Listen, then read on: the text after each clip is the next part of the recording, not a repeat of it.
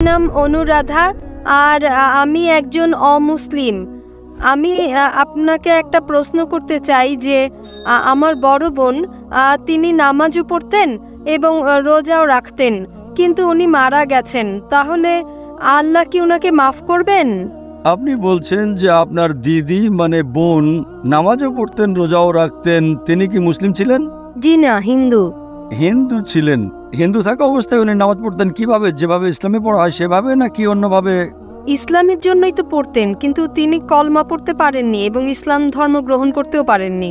আপনি বলতে চাচ্ছেন যে তিনি নামাজ পড়তেন, রোজাও রাখতেন, কিন্তু কলেমা পড়তে পারেননি, তাই? তাহলে তিনি কি জান্নাতে যাবেন? বোন, ইসলাম ধর্মে লোকজনের সামনে সাক্ষী দেওয়াটা জরুরি না। যদি কোনো মানুষ হোক পুরুষ বা নারী, যদি সেই ঈমান আনে যে আল্লাহ এক এবং আল্লাহ ছাড়া কোনো মাবুদ নেই, এবং সেই পুরুষ বা সেই নারী যদি মানেন যে মোহাম্মদ সাল্লাল্লাহু আলাইহি ওয়াসাল্লাম আল্লাহর শেষ পয়গম্বর, তার মুসলিম হওয়ার এতটুকু যথেষ্ট। যেভাবে হিন্দু ধর্মে সুতা বাঁধা বা গঙ্গা জলে ডুব দেওয়া আছে বা খ্রিস্টান ধর্মের নিয়ম আছে, সেরকম কোনো নিয়ম ইসলাম ধর্মে নেই। এটা স্বয়ং সেই ব্যক্তি এবং আল্লাহর মধ্যে সীমাবদ্ধ। তার জন্য মানুষের সামনে স্বীকার করাটা জরুরি নয়। যদি তিনি ভয় পান যে মানুষ যদি জানে তিনি মুসলিম হয়েছেন তাহলে তার জীবন হুমকির মধ্যে পড়বে, তাহলে তিনি যদি বিষয়টা লুকিয়ে রাখেন, মানুষের সামনে প্রকাশ না করেন, তারপরেও তিনি মুসলিম, যেহেতু আপনি জানতেন যে তিনি নামাজ পড়তেন, তাই আমার মনে হচ্ছে সম্ভবত তিনি মুসলিম ছিলেন এবং আপনাকে এটা বলেননি যে তিনি বিশ্বাস করতেন আল্লাহ এক, তিনি ছাড়া আর কোনো মাবুদ নেই, এবং মুহাম্মদ সাল্লাল্লাহু আলাইহি ওয়াসাল্লামকে বিশ্বাস করতেন আর নামাজ পড়তেন, রোজা রাখতেন। তাই আমার মনে হচ্ছে যদি তিনি বিশ্বাস করে থাকেন আল্লাহ এক, আল্লাহ ছাড়া আর কোনো মাবুদ নেই এবং মুহাম্মদ সাল্লাল্লাহু আলাইহি ওয়াসাল্লাম তার শেষ পয়গম্বর, তাহলে ইনশাল্লাহ আমার মনে হয় তিনি মুসলিম ছিলেন এবং ইনশাল্লাহ আল্লাহ তাআলা তাকে জান্নাত দান করবেন। হতে পারে তিনি আপনাকে বলেননি। যদি তিনি এই বিশ্বাস না রাখেন যে আল্লাহ এক, আল্লাহ ছাড়া আর কোনো মাবুদ নেই, মূর্তি পূজাও করতেন এবং তার সাথে নামাজও পড়তেন, তাহলে আল্লাহ তাআলা শিরককারীকে কখনো মাফ করবেন না। পবিত্র কোরআনে লেখা আছে সূরা নিসা সূরা নম্বর 4 আয়াত নম্বর 48 এবং সূরা নিসা সূরা নম্বর 4 আয়াত 116, মহান আল্লাহ তাআলা চাইলে সমস্ত গুনাহ ক্ষমা করে দিবেন, কিন্তু শিরক করার গুনাহ কখনো ক্ষমা করবেন না।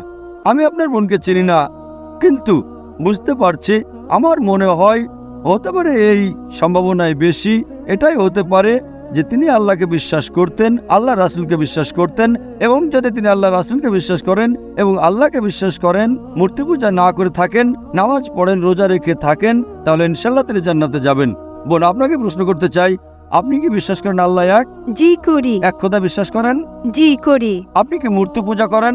জি না। আপনি মূর্তি পূজায় বিশ্বাস করেন না? জি না। আপনি বিশ্বাস করেন মুহাম্মদ সাল্লাল্লাহু আলাইহি ওয়াসাল্লাম শেষ পয়গম্বর? জি, বিশ্বাস করি। তাহলে কি আপনি মুসলিম হতে চান? জি, ইসলাম কবুল করতে চাই। মাশাআল্লাহ। আমি আপনার কাছে জানতে চাই, ইসলাম ধর্ম গ্রহণ করার জন্য কেউ কি আপনার সাথে জোর জবরদস্তি করেছে? জি না, আমি স্বেচ্ছায় কাজ করতে চাই। করতে চান চিন্তা ভাবনা থেকে? হ্যাঁ, কোনো চাই। প্রভাব? না। অর্থের প্রভাব? না। কোনো প্রেসার? জি না। স্বেচ্ছায় করতে চান? জি। সাবালিকা? জি। ইনশাআল্লাহ ধর্মান্তরিত স্বেচ্ছায় হলে কেউ আপনাকে বাধা দিতে পারবে না। ইনশাআল্লাহ আমি আরবিতে বলছি, আমার সাথে আপনিও বলেন। আশহাদু আশহাদু আল্লাহ আল্লাহ ইলাহা ইলাহা ইল্লাল্লাহ ইল্লাল্লাহ ওয়া আশহাদু আশহাদু আন্না আন্না মুহাম্মাদান মুহাম্মাদান আবদুহু আবদুহু ওয়া রাসূলুহু। রাসূলুহু। আমি সাক্ষ্য দিচ্ছি আমি সাক্ষ্য দিচ্ছি যে আল্লাহ ছাড়া যে আল্লাহ ছাড়া আর কোনো মাবুদ নেই আর কোনো মাবুদ নেই এবং এবং মুহাম্মদ মুহাম্মদ সাল্লাল্লাহু আলাইহি ওয়াসাল্লাম সাল্লাল্লাহু আলাইহি ওয়াসাল্লাম বান্দা, তার বান্দা শেষ পয়গম্বর। এবং শেষ পয়গম্বর। আপনি মুসলিম হয়ে গেছেন এবং আমি আল্লাহ তাআলার কাছে দোয়া করছি তিনি যেন আপনাকে উত্তম জীবন দান করেন এই পৃথিবীতে এবং পরকালে, এবং আপনি যেন জান্নাত লাভ করেন। হতে পারে জান্নাতে আপনার বোনের সাথে আপনার দেখা হয়ে যাবে ইনশাআল্লাহ।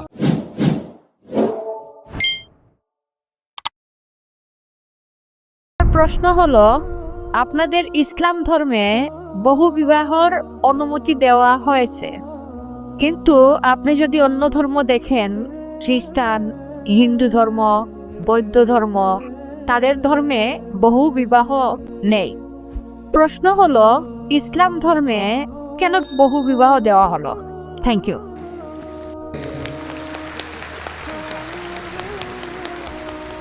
তবে ইসলামই হচ্ছে একমাত্র ধর্ম আর কোরআনই একমাত্র ধর্মীয় গ্রন্থ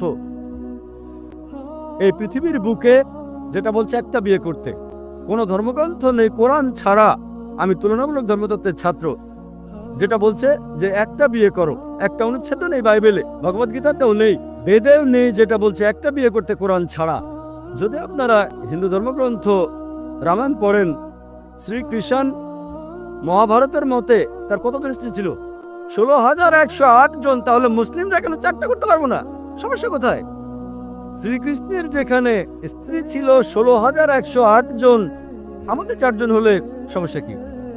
এরপর যদি আপনি বিষ্ণু পুরাণা অধ্যায় 24 অনুচ্ছেদ 1 পড়েন, বলছে একজন ব্রাহ্মণ 4 জন স্ত্রী থাকতে পারে। যদি ইহুদিদের গ্রন্থ পড়েন, এতে অনুমতি আছে যত ইচ্ছা তত বিয়ে করার। যদি খ্রিস্টানদের বাইবেল পড়েন, এতে অনুমতি আছে যত ইচ্ছা তত বিয়ে করার জন্য। যদি বাইবেল পড়েন, আব্রাহামের 3 জন স্ত্রী ছিল। সলোমনের কতজন স্ত্রী ছিল? তার 700 স্ত্রী ছিল। পরবর্তীতে চার্চ নিষেধাজ্ঞা জারি করলো যে খ্রিস্টান একটা বিয়ে করবে, বাইবেল মানা করেনি। আর ইহুদি সম্প্রদায় একাধিক বিয়ে করত। এটা ছিল 1950 সালে, যখন চিফ রাবি সাইনেট পাস করে যে ইহুদিরা একটা বিয়ে করবে। সুতরাং নিষেধ করেছে রাবি, ইহুদি গ্রন্থ না। আর হিন্দু ধর্মগ্রন্থ মতে যত ইচ্ছা বিয়ে করতে পারেন। এবার দেখি কোরআন কি বলে। কোরআন বলছে সূরা নিসা অধ্যায় 4 আয়াত 3, তোমাদের পছন্দের মেয়েকে বিয়ে করো 2, 3 বা 4, কিন্তু যদি ন্যায় বিচার করতে না পারো তাহলে একটা। এই কথাটা যে একটা বিয়ে করো কেবল কোরআনে আছে, আর কোনো ধর্মগ্রন্থে নেই। বলা হয়েছে পছন্দের মেয়েকে বিয়ে করতে 2, 3 বা 4, কিন্তু ন্যায় বিচার করতে না পারলে একটা বিয়ে করো।